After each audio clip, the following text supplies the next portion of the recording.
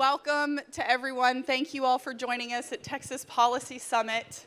Thank you all for joining us in the Parent Empowerment Room, which, as I was just saying, is the hot ticket for tonight and, quite frankly, throughout the next year, because we are this close, as the governor said, to passing historic legislation that will change the trajectory of Texas education as a whole, but also the lives of millions of Texas children who are coming up through a system that unfortunately are not serving their needs. I'm Mandy Drogan. I am the campaign director of Next Generation Texas. Thank you. But I'm really just a mom. I am just a mom of 3 kids. They are a newly turned 7-year-old, a 4-year-old, and a 2-year-old. And when I look out across Texas and America and I see what's going on in our classrooms, along with millions of parents that have said, we've had enough. We've had enough with not having control and the power to put our children in the best education. We've had enough of being gaslit by administrators or experts who tell us we just don't understand how to do this. And we've had enough of seeing child after child in graduation class after graduation class fail to launch into the world. We heard the governor talk about the fact that we are the 8th largest economy in the entire world. Yet at the same time, over 20% of the kids that are graduating out of our public school system are not going into the workforce, they are not going into higher ed, and they are not going into the military after they graduate high school. Those that are going on are receiving significant amount of remedial classes. Our kids are Texans. They are too smart to be left behind. They are too smart to suffer from the soft bigotry of low expectations. So, on the parent empowerment mission, we've set out to make sure that the 4 pillars of parent empowerment, which goes across the public school spectrum, the private school, anywhere that a parent is choosing to educate their child, every single parent has these 4 rights or these 4 pillars to parent empowerment. Number 1 is transparency. Every single parent deserves to know what's being taught in their child's classroom or what's in their child's library and why they're being taught that information. Whether it's curriculum or programming or whatever it is, every single parent deserves to have transparency to ensure that their child is not being taught lessons that are counter to their values. Number 2 is high quality. Every child in Texas deserves access to a high-quality education. That is something that we have been trying to tackle for years. In fact, we listened just a couple years ago to Mike Morath, the commissioner of TEA, tell us that they did an internal audit across our entire system and found that just 19% of our curriculum is on grade level. 19%. When you combine that with the fact that we had to pass a law in 2019, HB3, that actually mandated the teaching of phonics, when we have 50 plus years worth of data that shows that phonics is far superior than whole language, you can see we have a quality problem. Every child deserves a quality education regardless of where they're receiving it. Number 3, respect. Respect for parents as the ultimate decision makers. If you're like me, you've watched as people like Hillary Hickland, Mary Bone, and others have shown up at their school board meetings time and time again, trying to get their school boards to listen to what's going on, trying to get them to stand with parents, the consumers who are sending their children to the education system. And time again, their microphones are turned off, their time is expired, and they are ignored.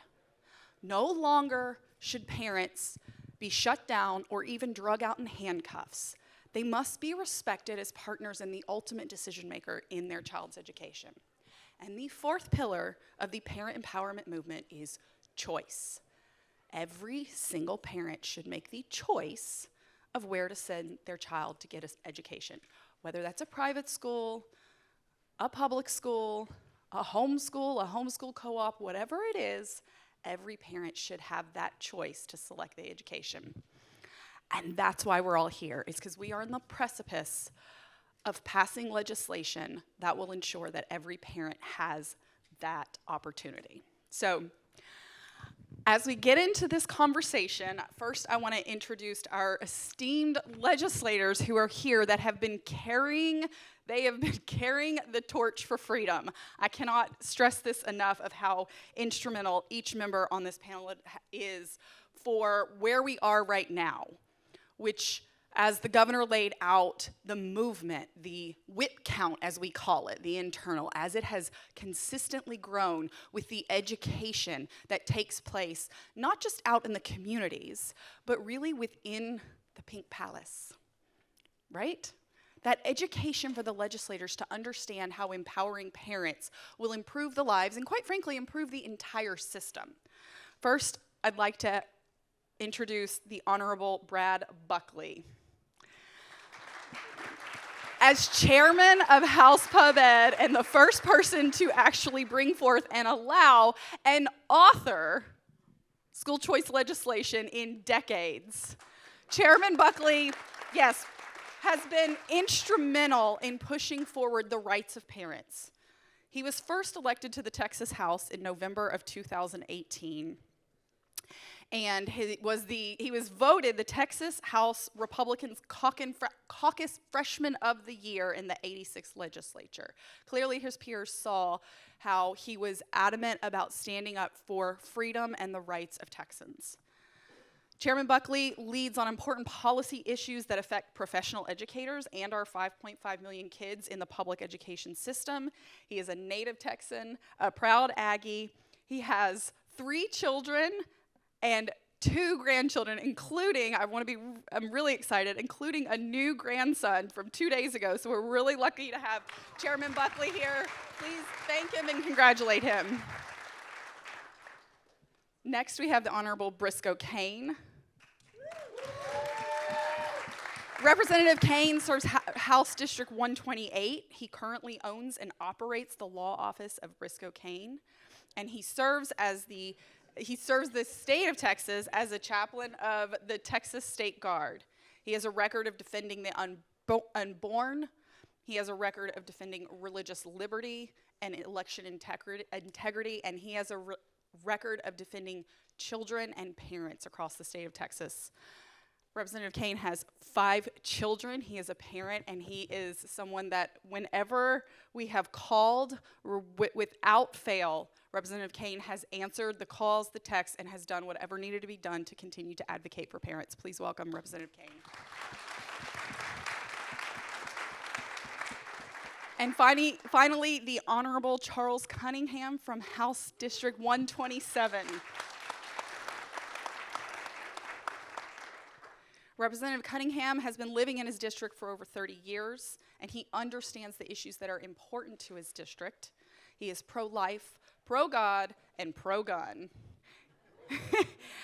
Representative Cunningham is a father of 4.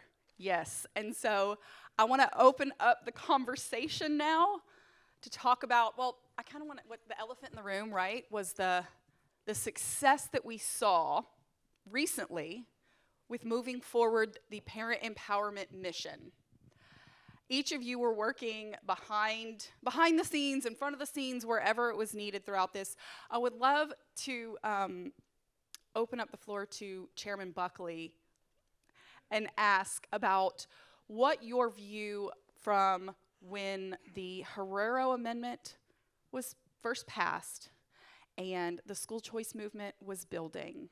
The parent empowerment movement was building.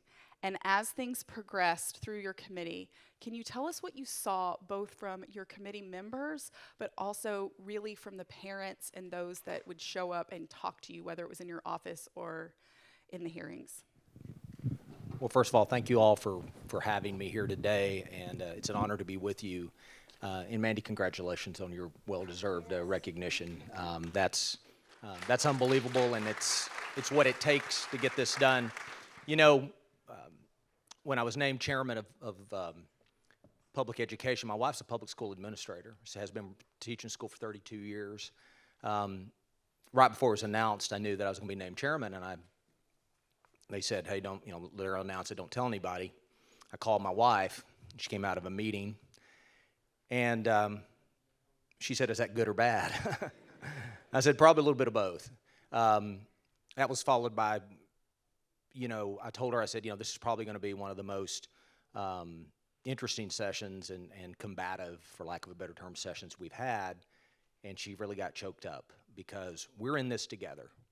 And when we're working on issues, whether she's doing something back on what she does for a living, or what I'm doing, whether it be at my day job as a veterinarian or here in the Texas house, we have each other's backs. And so I wanted to make certain she was ready to go. And one thing about my wife is that she loves kids. She wants kids to succeed. We went on vacation, I guess it'd be about a year ago, and we were sitting on a beach in the panhandle of Florida. And my wife came out of the business world. She's alternatively certified. She worked for the Kroger Food Company. I mean, so she started this whole other path, said, I'm never going to be a teacher. Anyway, 30 years later, you know how it goes. But so we're sitting on the beach, and a lady comes walking out on the beach in high heels and said, Mrs. Buckley, you taught me marketing at Ellison High School back in 1995. And she was now the general manager of the facility that we were at. And I said, that's what we all want, right? We want whatever our role is, whether it's a classroom teacher, whether it's a community member, whether it's an advocate, whether it's a member of the legislature, whatever, we want to make sure we set a path forward for kids to be successful. And so as we move through this path of understanding how difficult it was going to be to do something that really seems sort of natural, which is to provide parents an alternative, a choice, a tool in the toolbox. Because like I always say, for heaven's sakes, it's their children. We're not talking about something removed 2 or 3 times. It's their kids.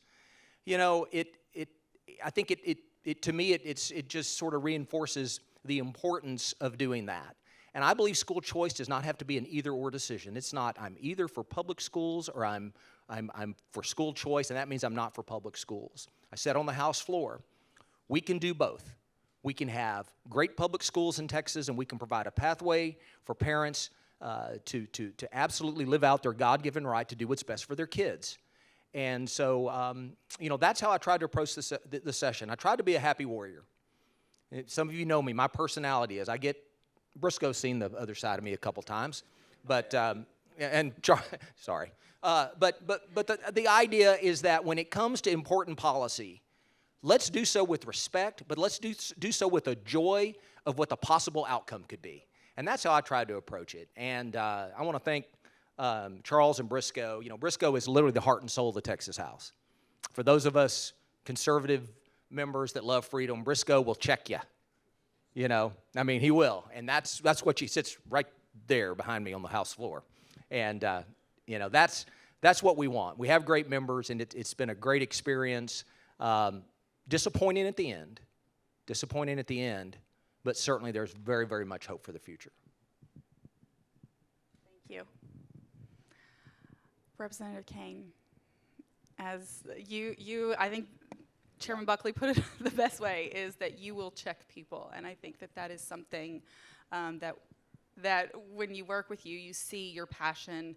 And I've witnessed that for kids for years in talking to you.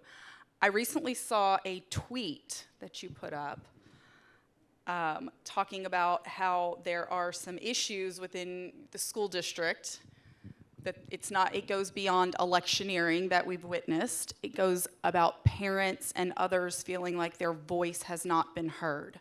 What do you think, both in your community and across Texas, has really been the catalyst for parents to become the new activists, the new voting bloc, and those that elected officials are really going to have to listen to? Don't record this, Burgundy. Gosh, I'm just kidding. You can do it. I'm sorry. I called my wife out. It was a joke. Well, I think they finally woke up to a metric, right? There's testing is one, but it's really odd that parents maybe finally woke up and they were surprised that they gave their children to Caesar and they turned into Romans. But finally they realized, and they're like, oh, crap, this is a problem. Thankfully, the teachers' unions kind of overplayed their hand, and COVID kind of woke up a sleeping giant. it's a positive thing. And I look forward to, when we'll go back to do school choice.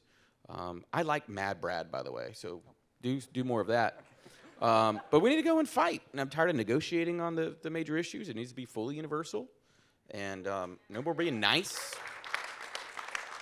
They declared war. They want a war with us. Let's war back. And so I'm curious what the runoffs do. I'm excited about it. I hope every one of the people that win that runoff are pro-school choice. And if you're supported by a teacher union, I don't want you back. It's that easy. So. Always tells it like it is.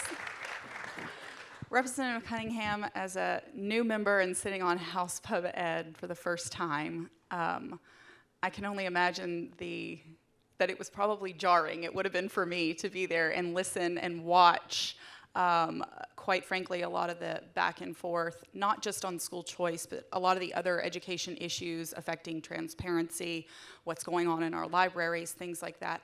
Can you share with us one of the most either compelling or significant moments in a hearing that you witnessed in watching a parent or someone advocate for a change that needed to be done, and if it was able to either change your perspective, offer a new one, and how it affected you? Thank you, Mandy. Test. Okay, you're on. Thank you, Mandy. Well, that's a lot right there, but let me just, for the sake of the audience here, just kind of briefly tell you where Charles Cunningham came from. Charles Cunningham comes from a family of educators, all the way back to my great-great-grandfather. My wife is an educator, parallels Brad. She was in the corporate world, American General, came home one day after 16 years and said, I got a surprise for you. And I had a surprise for her, too. But I told her, you go first. She says, I'm quitting my job and I'm going to be a teacher. And so she taught high school. She never aspired to be a principal or anything. I think she was a department chair. But she made that connection, too, touching students. But lo and behold, I got involved in school because we had a son that came home. I want to say he was in the 4th grade, 5th grade, with a bad grade. As a matter of fact, the card said F. And so my wife and I, we scheduled to meet with the teacher. And we're letting the teacher know that we are parents that care. We care about our child's education. And they made it seem like it was not a big deal. Don't worry about it. Go home. We got this. That was kind of how they made us feel. Then lo and behold, we had a daughter, too. Same thing. Failing in the class. We're going to see exactly what's going on, and same kind of thing. Don't worry about it. I expect this from those kind of kids. Those kind of kids. So lo and behold, I said, you know what? I need to get involved. And so I got on the steering committee. I couldn't make much change. So I ran for school board. Not once, not twice, not 3, not 4, 5 times. Finally won. All right. I mean, yeah. I mean, I'm just saying. So the determination was there because at that point, it was about, me and my kids. But once I got on the school board, it wasn't just about my kids. It was about all kids. And so from there, I said, well, I need to get involved in this education thing here. So I got involved with the Gulf Coast education. I became the president there. I got involved with TASB to see what's going on.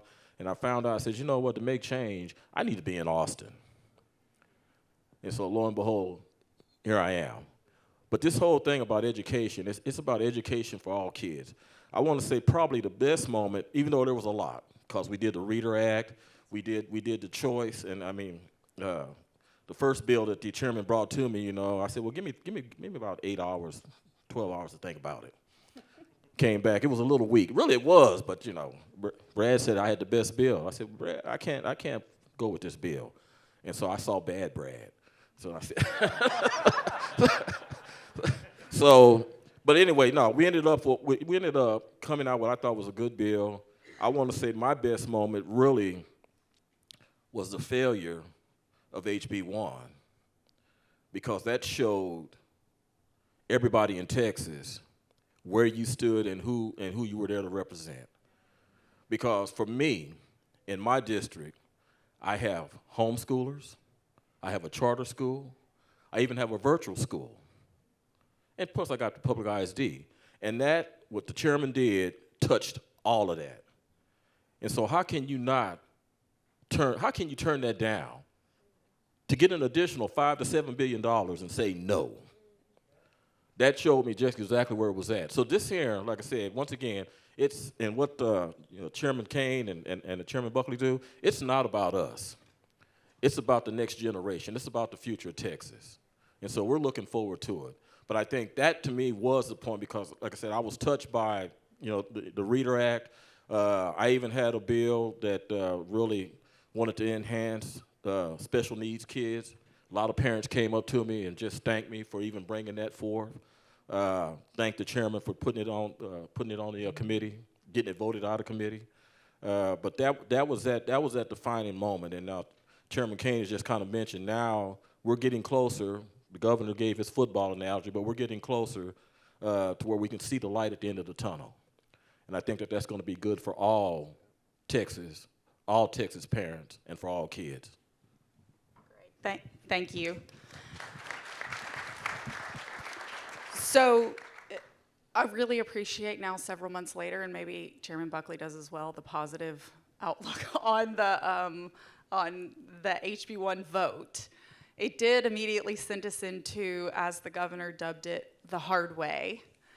And he was quite prepared to execute. In fact, we have several legislators in this room, including new ones like Ms. Hicklin over there. And is there anyone else? Who am I missing? I saw a few walk in. Daniel Alders is in the back. If there's anyone else, let me know. It all blurs together from up here.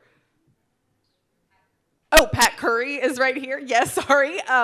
Well, if there's anyone else, sorry if I missed you, tell me you're here. But the point is it was ready to go. And quite frankly, from what I witnessed, it didn't seem that hard to find people ready to stand up and fight like the three of you did in the legislature, to stand up and fight on the campaign trail. Which brings me to March 5th and the runoff elections and the constant drumbeat that the 21, who, as you pointed out, kind of showed their hand, right, in the Republican Party, who would say they're voting their district. No matter how many legislative profiles we showed them, they were not. Representative Kane, what is your thoughts on the outcome of the election, specifically the constant drumbeat of I'm voting my district? I don't think that's a new drumbeat. People have been saying they're voting their district for a long time and lying about it.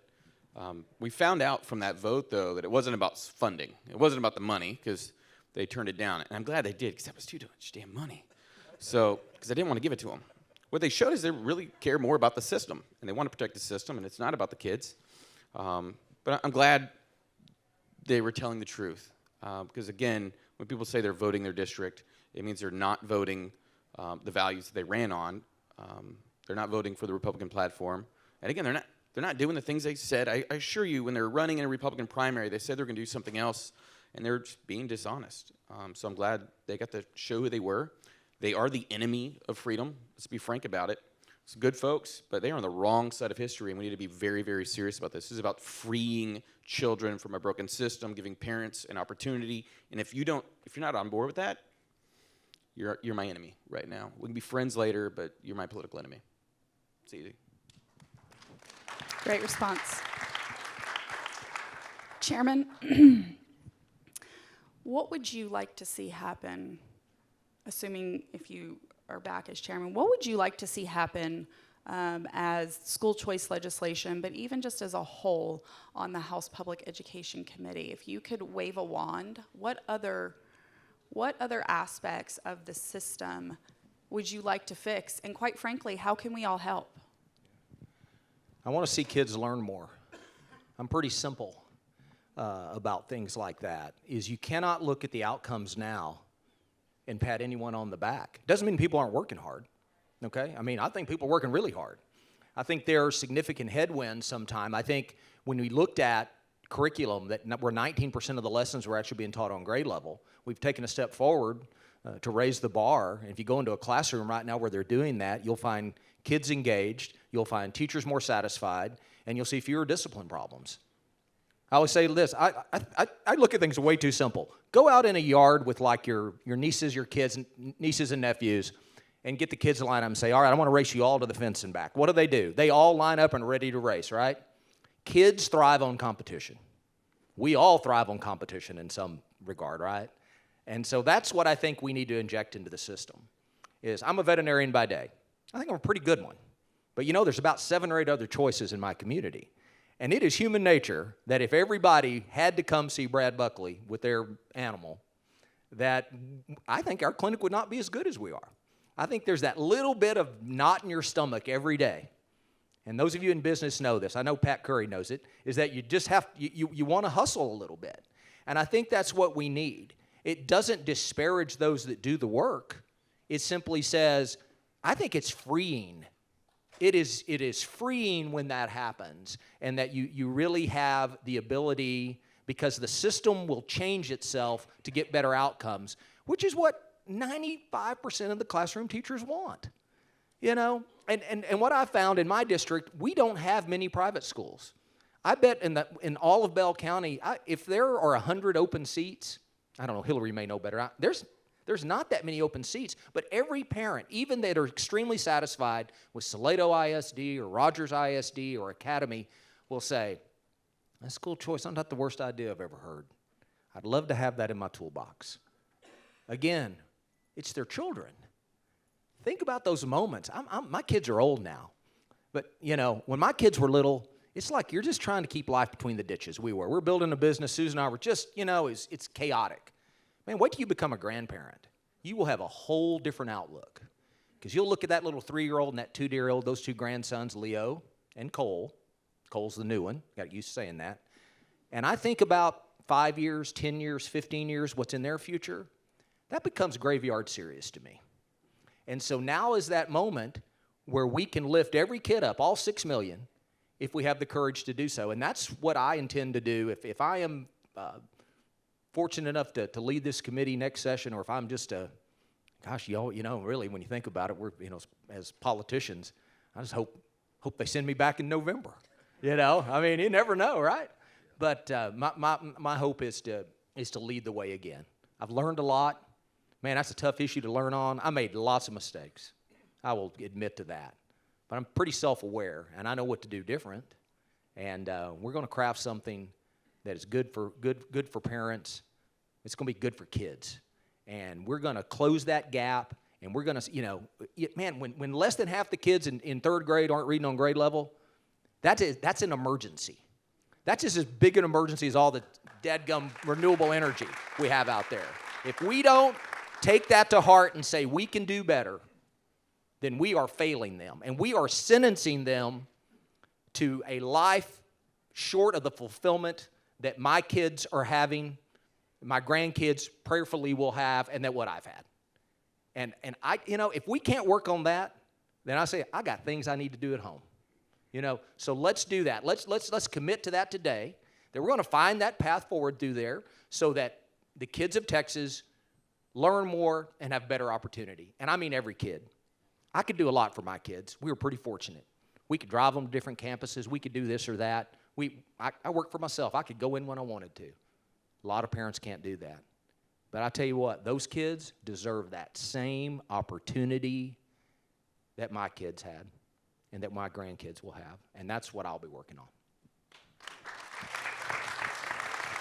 Thank you. Representative. You asked what I would like to see next time going around.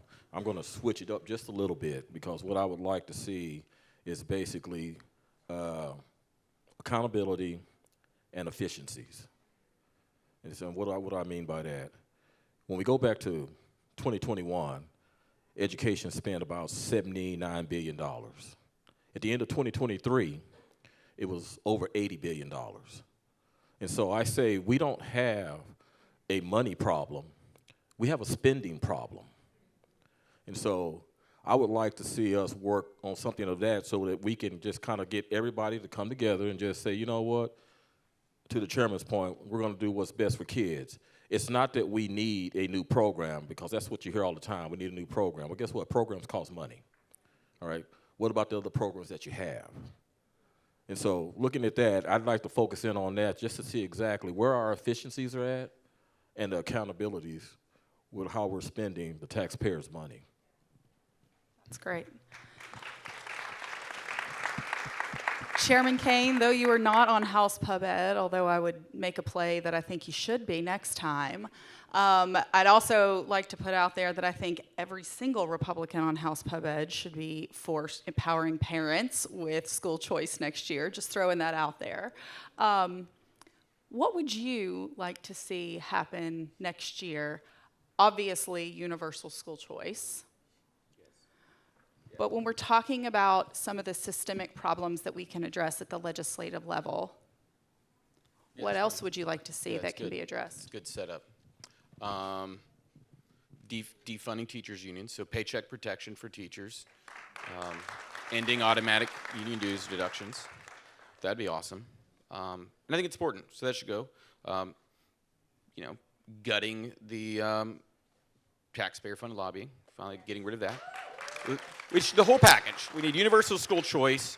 We need to send a message to the teacher unions that if you want to pay your dues, you can mail your check in.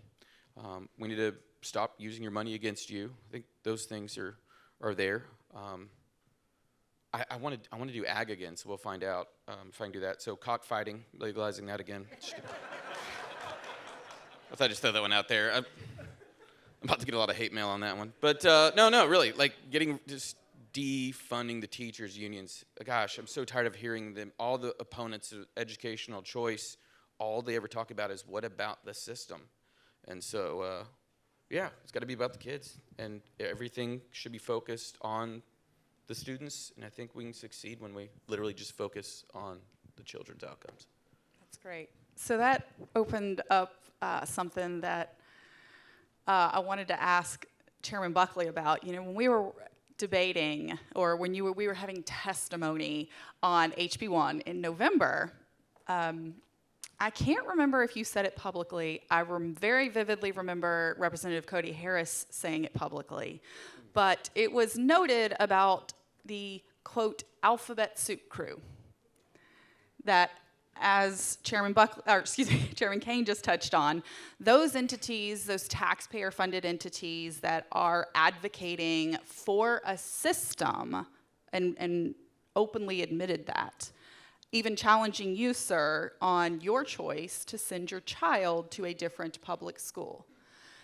Can you peel the covers back and share a little bit about the lobbying apparatus and how individuals can get involved and what can be done outside of obviously defunding taxpayer-funded lobbying? Well, I think the alphabet groups, there's T this and that, I think they were out of touch with a lot of their members, actually. Because I had lots of school people calling me and they'd say, I never thought about HB1, it's not the worst thing I've ever seen. And I had a lot of that, but collectively, those groups had such a stranglehold on their members that they couldn't really stand up and support something with the United Front, which I believe would have sort of signaled to some members to support it. And and quite frankly, I think the moment during the fourth special session with HB1 in the hearing when it was asked, well, how much amount of money would it take? And the answer was, there was no amount of money. And at that point, as Keith Bell, who doesn't always agree with us, but he was helpful with HB1, by the way. I'll give you that. He said, if you're talking with someone you don't have any leverage, you're not negotiating, you're simply having a conversation. And that's what we were doing at the time. And so let me tell you what makes a difference. At least it does in my office. Is you get a lot of groups. You get I always say one man's lobbyist, another man's advocate, right? Something, so it kind of depends what side of the issue you're on. But what moves the needle in my office is when folks from back home come down. When somebody like Hillary Hicklin, who was As she said, what your best qualification was you're a mom. I heard you say that a couple times on the YouTube or the Facebook. Yeah, I'm 57 and old and grouchy. I call it the Facebook. But when you go to the office, I mean, you'll go to the member's office and you'll go yourself, and it's a pain in the neck, right? You got to take off from work or whatever. You got to go down, but go with a group. But go down there and sit across the table and say, I want to talk to him or her. Staff is great. Vanessa's here. She's wonderful. But my policy always is if they want to meet with me, I need to meet with them. That's why I'm there. And you can have more impact on issues by sitting across the table face to face with that person that represents you to say, listen, this is what I believe, and this is what I want you to do. And I think we outsource that too much. We're all busy. Man, I'll tell you what, as a veterinarian, I outsourced a lot of this, so I am guilty. I was busy working, and we had issues for my profession, and I was like, TVMA will take care of it. Wasn't the right way to go about it. Learned a lot from that. So that's what you need to do. You need to go down there, and you need your voice heard. Now, you've got great organizations that stand up for you, but tag along. Become a part of it. And you'll be glad you did. And I think especially this time, I think that what you're seeing across the state and hopefully across the country is what I call just regular folks saying enough. And it's incumbent upon me as an elected person to go into rooms where people don't always agree with me, whether it's on the left side or the right side or what have you. I am probably too conservative for some and not conservative for some. For the others. But I'll tell you, I need to be in those rooms, and I need to take it. I need to hear from them. And that's what we have to get back to.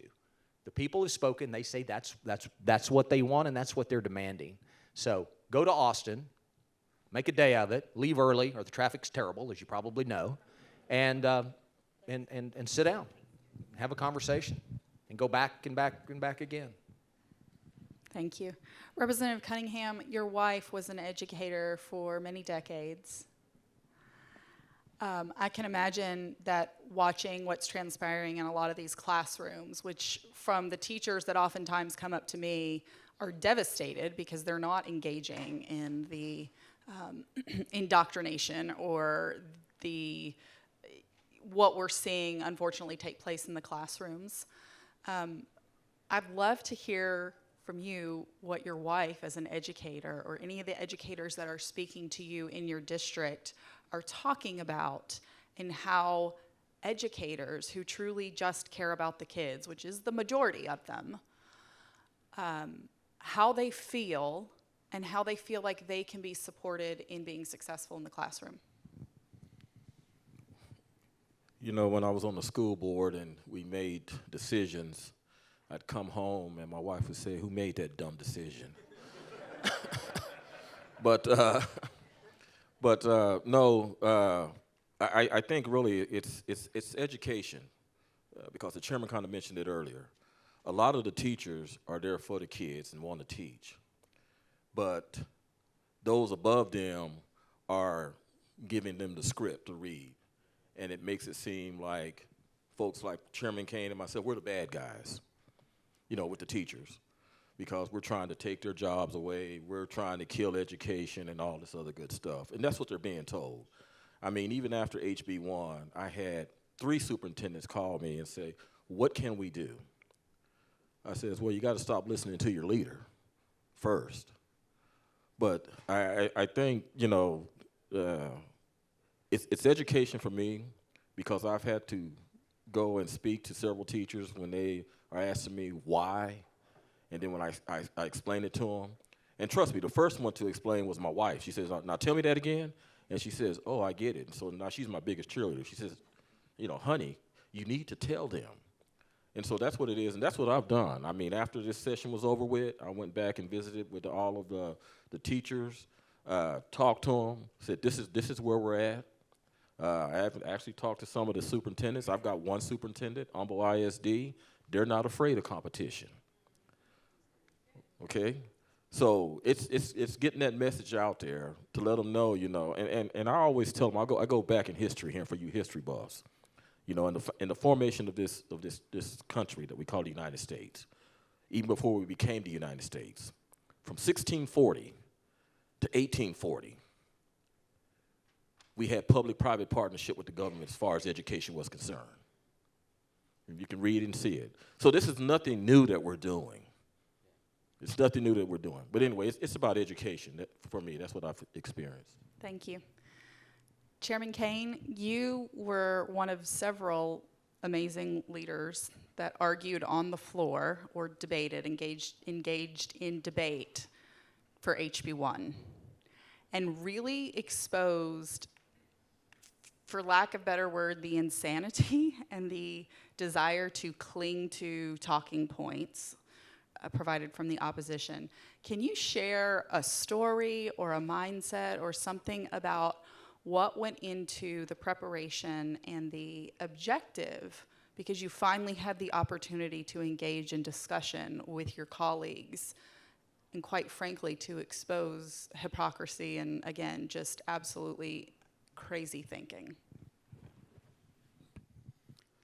That was a fun day. Representative Harrison had a good time as well. It had been a long time coming. I'd had some test votes, I think in even 2017, my first session, we were trying to throw up some school choice amendments, and it's failing miserably, and people had long thought that there were fewer votes there. There were still people that I think voted out of fear and didn't do the right thing, and hopefully they'll do the right thing going forward, or rather they just won't be back in the building, which could also be a good thing. Yeah, you can clap on that one. Involuntarily retire them. Again, sorry guys, y'all are cool, but look, when you're not on the civil rights issue of our time, you're on the wrong side, and you need to go home. It's really that simple. Why did we enjoy it? The preparation, it was just kind of this pent-up frustration. Everybody's wanting to fight on it, and we finally got our chance. And there wasn't ego. They were very haughty, if you noticed it. And then they didn't want to answer questions. Rainey, golly, we wanted to go after him, and he backed away from the microphone. I was like, get him back over here. I want to eat him right now. And he wouldn't come back and debate. That really ticked me off. And now he's gone, and we can't do that to him. No, look, I want to debate him. I look forward to seeing Mad Brad again. Brad, you got to carry it this time. We need bigger and better and just more freedom. Look, I mean, again, parents should be the ones to decide when, where, by whom, how, all of that stuff. We get to homeschool, but that's a massive sacrifice. I realize that some families aren't willing to make it. Obviously, people are trapped in zip codes. And they say they're happy about their public schools. Sometimes I wonder if that's just like Munchausen.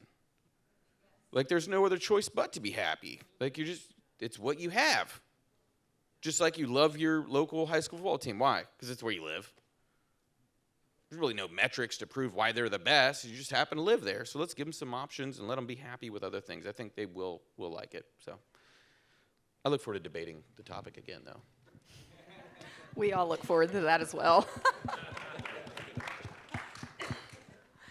Chairman, can you share whether it's the most moving or the wildest, most shocking moment as you were chairing the committee this year?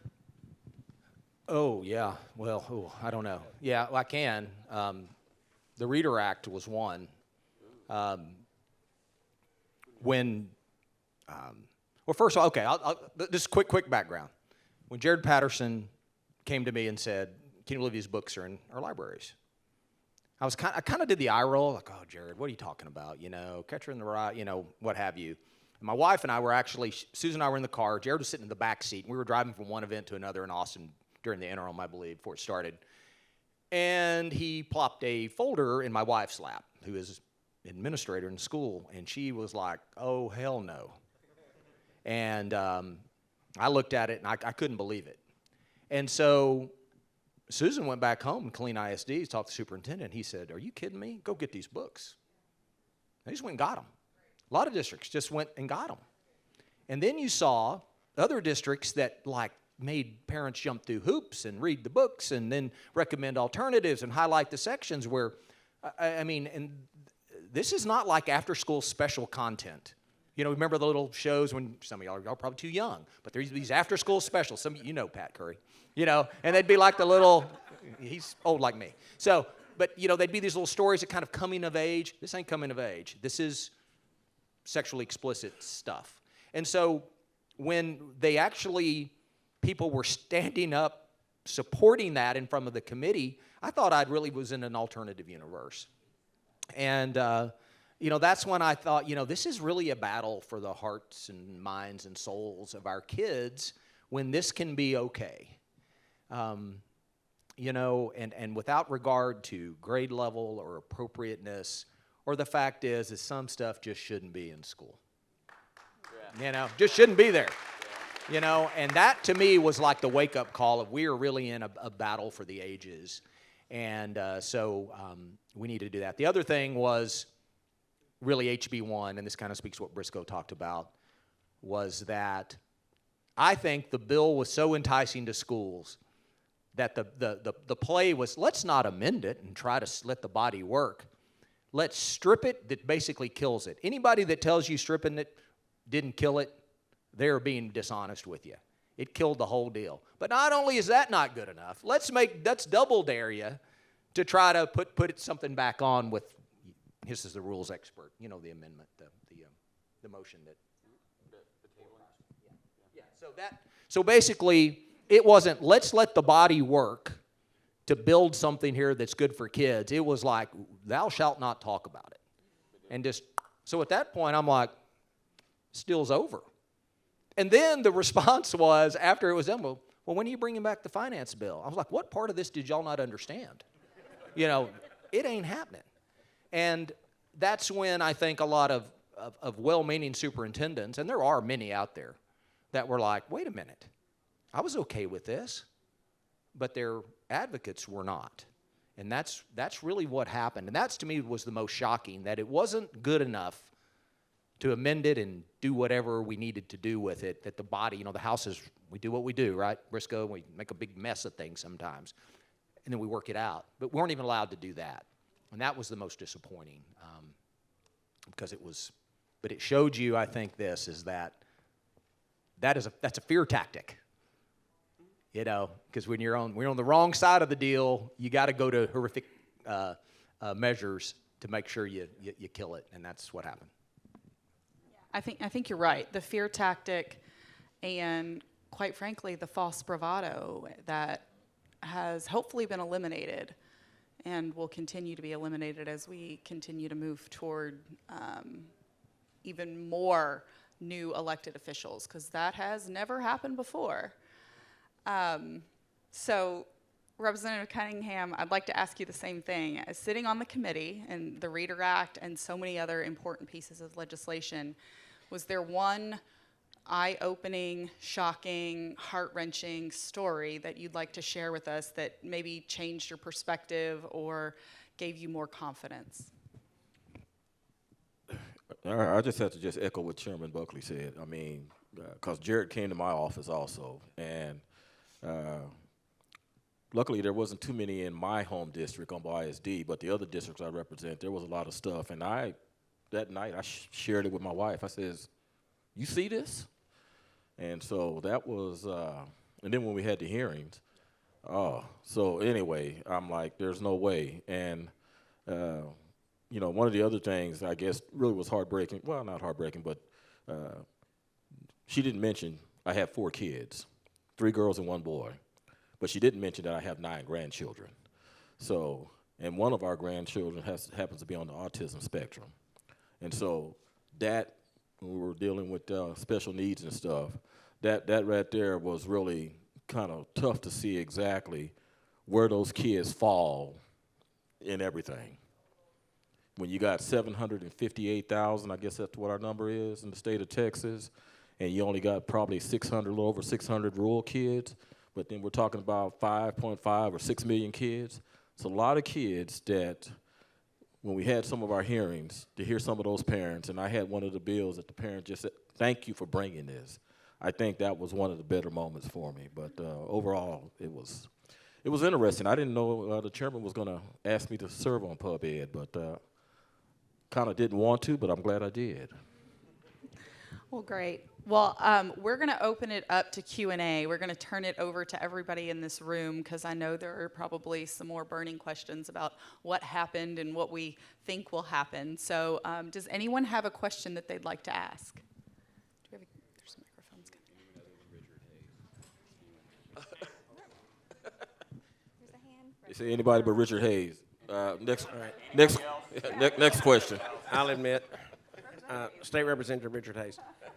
There was a unanimous vote by the Democrats against school choice. Do you see any path forward where members of the Democrat Party can support school choice? They do in some states.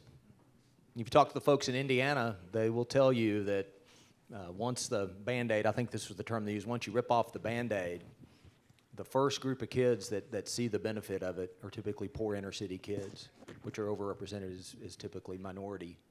And I'll tell you what'll get you is you have a hearing and you have young minority kids in rough areas that came before our committee and talked about the scholarships or whatever way they were working it out.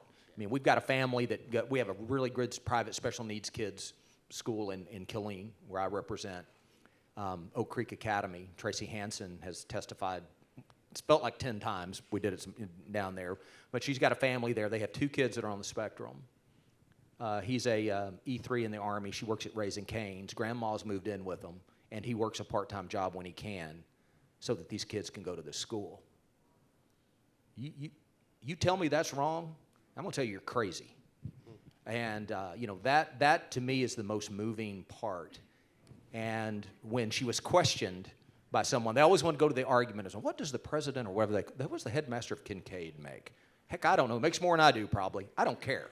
Right? They can pay that guy whatever lady thing, whatever they want. So, Dr. Hansen, what do you make? And she looked at him and said, I make $60,000 a year when I can afford to pay myself. So if you think this is a profit motive or some of this stuff, this is not. This is a mission and a calling for people. And I think when Democrats understand that their communities, their kids, Texas kids, can benefit from what this could bring, then that will turn the tide. But there was a memo before HB1 that they sent out to the caucus when we were sitting in our office. Briscoe was there with us. We were planning the night before. And it basically said, it doesn't matter what happens with HB1, they were all going to vote against it. Even if there was a way it was stripped out and it was just teacher pay, they were going to vote against it. So that's what we're up against. So that's why we have to have a strong majority of members that will support civil rights issue over time. I think Democrats could get behind it when we end the use of your dollars to go to government lobbyists and we defund the teacher unions. I think we could then encourage it. So. Historically, in other states, for what it's worth, in Florida, it was actually an African-American Democrat that was the one deciding vote for the Florida Opportunity Scholarship that passed over 20 years ago. And at that point, the gentleman, he saw the numbers. Florida was ranked number 33 in the country on the NAEP scores. Their low-income demographic, 33 in the nation. He was the one lone Democrat. He was retiring, so he decided, I'm not going to listen to these lobbyists and all this. And he did the right thing. He was the one deciding vote on passing that legislation. And within 16 years, the low-income demographic in Florida went to number 1, where they still are today, even when adjusted for all demographics. They beat out Maine and Vermont and all these, northeast states that think they have this stranglehold on quality education. But it was one lone Democrat. I'm cautiously optimistic that there are Democrats that they see that this is the way forward, and they may not be the 76th vote, but they may be the 77th or the 78th or the 81st or the 85th. So I have hope that the more that we can continue to educate them and to understand that it's a lot of their constituents that will benefit. Great question. Hi, my name is Michael Goode from Gallup. What argument against school choice have you encountered most frequently, and what's been your response to overcome it? Sure. It will destroy our public schools. It will be a benefit for rich people. it will literally ruin rural Texas. And the part that gets me is that, well, we have to take all kids. What's wrong with that? The good teachers I know, and I know a bunch of them, there's a bunch of really good public school teachers. I come from a family of them. My mom and grandma, granddad, and my wife. I mean, we're all a bunch, just all this bunch of teachers. They happily accepted who walked through those doors. And I think most teachers believe that. But that to me is the one that troubles me the most, of like, and what does that really say? You know, because I just don't believe that, you know, and I think that's what we've sort of got wrapped up in this, is this, you know, it's either that it's something that will destroy an institution that will not be destroyed. And but it's hard when you're the only game in town. It's you know, it's hard to kind of let go of that. And I think that's what it is. And so you're going to use whatever's most hyperbolic argument, right? And that's what I see. But here's the thing. When I sat down with someone that really called me on the carpet about, I can't believe blah blah blah, and I explained HB1 and what it did. This was this lady. She's a physician, very, very smart, good lady in Bell County. Looked at me and said, well, what was wrong with that bill? I said, good point. What was wrong with that bill? You know, once they know, and that's the thing, is that nobody really understands this. They're going to frame it as the sky is falling instead of this is what is going to open up opportunity for kids. And so that's the biggest argument I hear against it.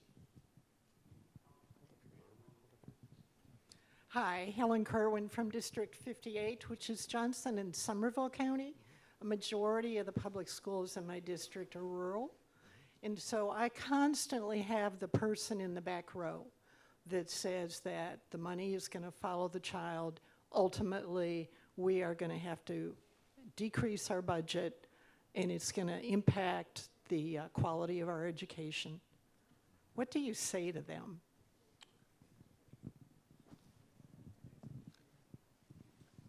It's odd that Go ahead. No, you seriously. help me on this one, but it's odd that they're admitting that kids are going to leave. Like, they're aware that the children are like, yes, kids are going to leave this system. Absolutely, because it doesn't work for every child. Why are they opposed to that? Like, they're admitting they realize that they have a problem.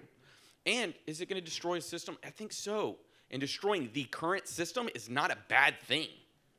It needs to be broken. There's no competition. There's no innovation. Government never innovates. I mean, how terrible would the post office be, and it already is terrible, would it be without the private market competing with it? It would be even worse. But it still works. I use the U.S. Post Office more than I use FedEx and the others. I still prefer it over the other ones because of its convenience. But I have the option. Weird. Yeah, Go ahead.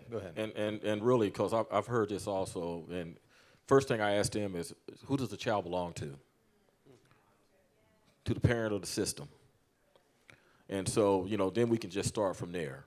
Because all of a sudden, the lines tend to get blurred when we're losing money or we're going to move the child. But the bottom line is, you know, as the chairman said, you know, when you got a monopoly, you tend to be able to write your own fear messages, and you think that the sky is going to fall, and it's not going to fall. For the most part, and in the rural area, I gave that number earlier, it's about maybe a little over 600,000 kids in rural Texas. So that means out of that 5.56 million, they're all where? In the urban, suburban areas where it's really needed. Rurals do fine. I grew up in a rural area. And so I think that once again, is the folks up top that are calling the shots, dictating down to everybody else so that they can have this thought that the sky is going to fall and it's going to be the end. And that is not the case. Thank you. And that's why I'm just trying to say, wherever it's at, that's where the sky is going to fall, but it's not, because as long as, I know at least for us three gentlemen, if we're still here on public ed, we're going to make sure that we take care of public ed. But once again, there's nothing wrong with having public-private partnerships. And let's just correct it. Quit calling it public schools. It's a government school. That's what it is.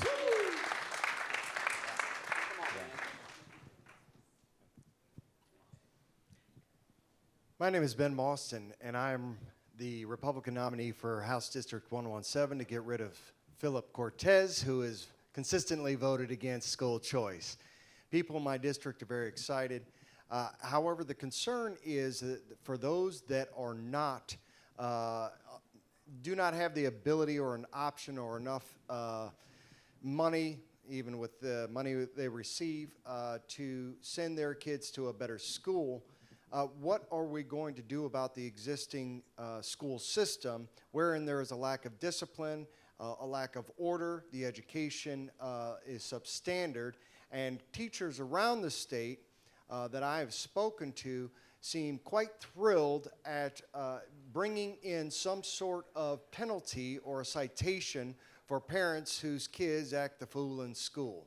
What would you say to fixing the education system along with ensuring we pass school choice? Well, we need better discipline in our classrooms. Number one thing teachers tell me, they aren't worried about school choice, they're worried about disorder, danger, violence in the classroom. Senator Perry and I had a bill that didn't move. Didn't come to my committee, or it would have moved. Let's just put it, let me, that caveat. But we need to give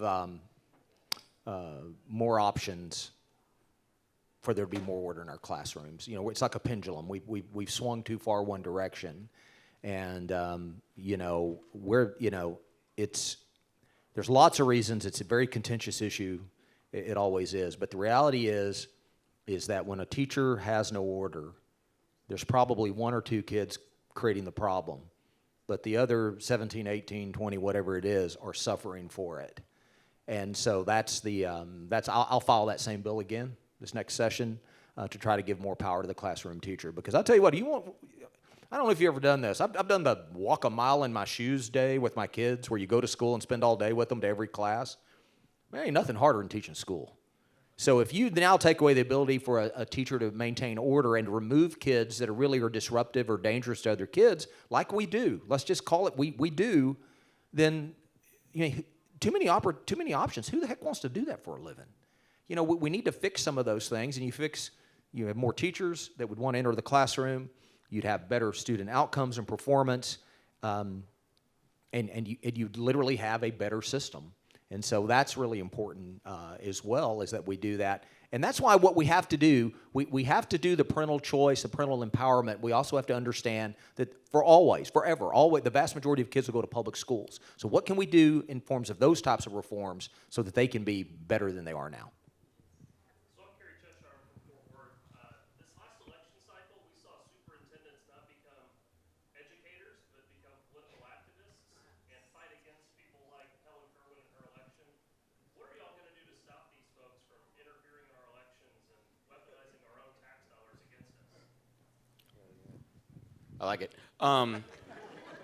Charles, Representative Cunningham and myself share Huffman ISD, and they recently found themselves in the news where they were, you know, the Sweet 16. These are the anti-school choice people. What they're really doing is next to Liberty County, so he was trying to help Representative Ernest Bales, who's not coming back, by the way, because he didn't believe in empowering parents. I want the guy's resignation, but I'm being kind of nice. I'm waiting for a meeting. So I'm going to first meet and hear it out and see if he can answer some questions. But we got to set some examples. Some heads need to roll. I, though, think these guys have really cool stories because they can talk about the superintendents and the good old boys. I think you should just be really honest. Pull back the onion layers and tell people the systemic problem of who these bureaucrats really are. You'd be better at answering. Yeah, I'll tell you. Charles, you can chime in. Yeah. Well, it's interesting that, you know, like I said, privately, many superintendents, and I mean many, would tell me that, you know, we know this is coming. It's not we think it's a good bill. We like what you're doing. I listen to them. I said on the floor, it's not an either-or thing. Maybe that, you know, it's probably why it was a good bill to start with, because it probably wasn't good enough for either side. You know, that's kind of how this deal works, right? I mean, it seems to me like I've been there third term. That's kind of the way it works. But I think it kind of shows the hysteria. When you're going to do something that you know, there is nobody in their right mind that thinks that's a close call on whether or not that's legal. I mean, I don't know of anybody that does. And when you feel like either the organizations are pushing it, that you would really go to that means that literally if we don't get these people elected, that will be the end of public education. That is, that's just not accurate. And I think it made people do dishonest things. And the reality is there's enough going on in our schools right now that the folks there need to be tending to business and let the people decide the outcome of elections. They can do whatever they want to outside of school hours. They can call people and tell them what, but during school hours, you need to do school stuff. You know, same way in my vet clinic. We do vet clinic stuff all day long. If you do stuff that ain't related to what we do for a living, when you clock out, you can do whatever you want to. But when you're on the clock, you're going to do what we do. And that's what they need to do. And I think that there is also the effort, and I'll one more thing, is that this was a little bit of a litmus test for some superintendents that wanted to rise. And will you be strong enough and a big enough advocate, quote, for public schools that, you know, you're worthy of that next promotion or what have you? That's what I really think sort of came into play. And I saw it firsthand. You know, but again, there were some really, like, there were a lot of superintendents that came in that were like, hey, whatever, I got a problem with this, this, and this. Can you help me do that? And it was so refreshing because it was about kids, you know. I've never been to so many meetings about public education, which by law is basically 4-year-olds to 18, literally. And we'll have like 4 meetings and not a child was mentioned once. You know, I would, oh, okay, that seems odd to me. So that's where we got to shift that. You know, let's take the fear out of it and let people, you know, let's stay to educating and let the politics do what the politics do. You know, I think that was a real bad look. What you saw also, and this goes back to the question or the comment about educators. Unfortunately, in Texas, and this goes to the taxpayer-funded lobbying issue and why 16 members decided, or excuse me, it was 21, several of them didn't run, is there are organizations, they're unions, they call themselves associations, they start with the letter T, and you're going to go with TASB, TASA, it goes on and on and on. If we're going to call it all out, this is what's really going on. They have all their phone numbers. They have Hillary's phone number. They have Representative Hayes' phone number. They have all of them, and they are just blowing them up. And it comes from your tax dollars, let's be real clear. Not only are they lobbying our legislators, but they're also lobbying your school board members. That's how your school board members get elected. And so when you look at what's going on and how, as Chairman Buckley pointed out, when you're shocked that people are coming and advocating to keep very explicit, borderline, if not absolute pornography in the school libraries, that's what it is, they are being funded by taxpayers, but also by very far left entities with ideas that they are pushing into our classrooms. And that's truly what's going on. So there are things that as legislators you can legislate. You can't legislate morality, right? You can't. You can't legislate good parenting. There are things you can't do. But when you get these entities that are pushing on your school board members and allowing, you know, Clifton ISD just had to have a big conversation about if teachers were forced to engage in gender dysphoria and things like that. This is where this is all coming from. So I just feel like we should I'll just uncover all that. That's what's doing it, and that's where it's coming from. And everyone needs to be on guard and recognize that these associations that have nice sounding names that seem like they're for teachers and for all the kids and all of that, that's really not what's going on, and this is how they're doing it. I'll say it without making them do it.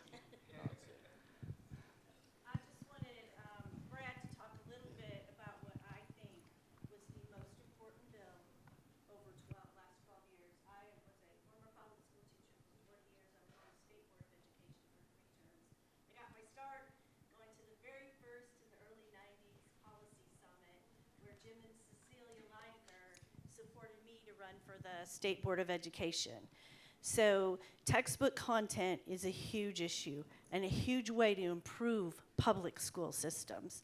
And since 2011 under Senate Bill 6, that authority over textbook content was removed from the State Board of Education. So we have had 13 years of a woke generation, all anti-oil and gas, what we've heard this morning, What you saw in library books is in our health textbooks.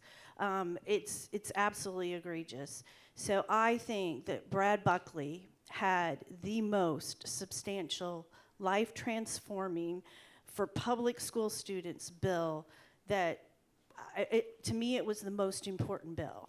And I get teary-eyed when I think that God gave me the privilege to sit in the front row and actually see that come to fruition, because it's the battle that I've waged since the early 90s. Would you tell us about 1605 and how that will help public school students? Wow. Okay, I'll go quick. First of all, Representative Terry Leo Wilson, a great advocate. She was a lot of help. She brought real world experience of what was going on for the guy that works on critters for a living. You know, I mean, that's a good, but what we did was we reformed for what we call high quality instructional material. Some people lost their mind, open educational resources, it's online, it's UNESCO and all that. No, what it is, it's the beginning of properly vetted materials for our kids. Elected members of our community, State Board of Education, will have to approve the materials to make sure that they meet the standards and that they are appropriate. They're required to have a parent portal so that parents can see what's going on. Finally, if they use them, you can look it up and learn how to teach kids the new math. I never could crack that code. But you know, we laid the foundation for that when we sort of took it away from the State Board of Education. And really in our big districts, instructional material vetting in too many districts became the purview of like their DEI committee.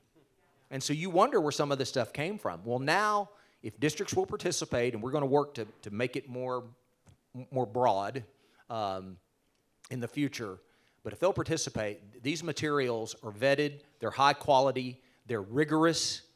The lesson planning where teachers have to go to Pinterest and Google, those days are over. When I go to classrooms now, teachers that are using it, a second-year teacher said, I don't think I'd keep teaching if it weren't for these materials, because it gives me a pathway every day. Another teacher who had to go from 3rd grade to 5th grade said, oh my gosh, I can be she was like teacher of the year as a 3rd grader, had too many kids, so they moved her to 5th grade. She goes, now I can seamlessly move over to another grade level and have the materials in front of me. This is the pathway forward. We have materials that'll come out soon. We're actually using biblical stories as basis for some of our education. It's kind of that transition to more of that classical education model, and there's just lots of good things that will come for that. So Terry, thank you for all your help. Incredibly passionate about that, and I appreciate, you know, you ought to read in the old textbooks some of the garbage that was in the margins, or, you know, that would just say, all right, you know, climate change is happening, look out, get an electric car. I mean, oversimplified, but not much, okay? You know, fossil fuel's bad. You know, I mean, all these things. Now we're going to have our State Board of Education vet this, and we're going to be in a lot better shape. And anyway, thanks for all your help, Terry.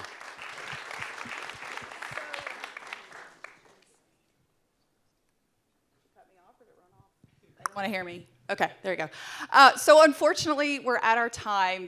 I wish we could keep this Q&A going, because we're really getting into the good stuff of the significant wins. We have so many state legislators in this room, so many upcoming state legislators. I saw Caroline Fairley back there. She walked in as well. There are so many people that are leading the fight within the Capitol. The Pink Palace is what I like to call it. That are standing tall and standing firm for your values. But I also want to thank everyone that's in this room. Everything, each step, each phone call, each email, everything that y'all are doing to usher in a total new era of leadership within the Capitol, to support great leaders that'll stand up and stand in the gap against all these powerful entities. I want to express gratitude to every legislator in this room, especially Representative Cunningham, Chairman Buckley, and Chairman Kane, for their incredible work fighting for parents, for guiding and leading us and giving us a voice so that we feel strong enough and confident enough to fight back. And so I just want to say thank you. We are excited about what's going to happen in the elections, May 28th. If you're in a district, we've got several runoffs in here. Helen Kerwin in the back is in a, we've got several. If you're doing something amazing, keep doing, what you're doing, people. If you are helping in the Capitol, if you are a staffer, please, please continue to talk and learn so that we are prepared to come back. Because again, what these gentlemen are fighting for, what the other representatives are fighting for, and what all of us are fighting for is for the future of Texas. And all of us together, I think we can already see it's looking much, much brighter than it was just 4 months ago. So thank you all.